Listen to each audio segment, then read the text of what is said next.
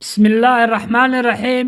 الحمد لله رب العالمين، والصلاة والسلام على أشرف المرسلين سيدنا ومولانا محمد صلى الله عليه وسلم.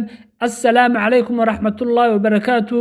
waxaan halkan ka salaamayaa dhammaan Soomaali Maxamed meel walba joogan. waxa ka inooga sii socon doona insha Allah gabayadii diiniga ahaa ee taxanaha. waxa gabayga maanta leeyahay saameyn, wuxuuna ka hadlayaa inaad dadka saamaysaa inay fiican tahay. wuxuuna ku bilaabmayaa insha Allah sidan: noloshu maaha intaad ummad soo jiidato, waa intaad qalbigooda saamayso. sadri aadame runta ayaa sareedo weyn ku reebta. sideedaba xakamee doonistaada, siriya caadna u adkayso wixii silic iyo rafaad aad ku jirto. sahal maaha saciidnimada iyo guushu, wixii saaxad weyn waqti saa'idu qaataaye ogow. samir ku sunto laabtaada adoo sugaya aayahaaga. si yar ha u saluugin waayahaaga, si weyn ugu dulqaado. saban badan ku sin samir wixii riyadaadee sadrigaaga ku jira. sadka sina u seegi mayside nafta u hur horu socodkaaga.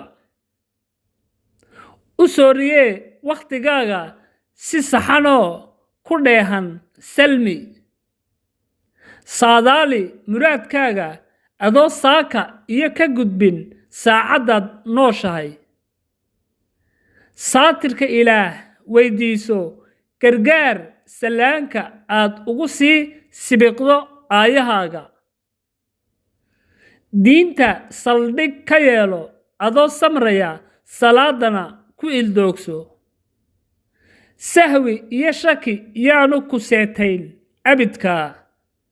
dadaal suxullada ku sido cadceeddii soo iftiintaba. habeenkii sariirta ku seexo adoo qanacsan, daalkii si fiican uga naso.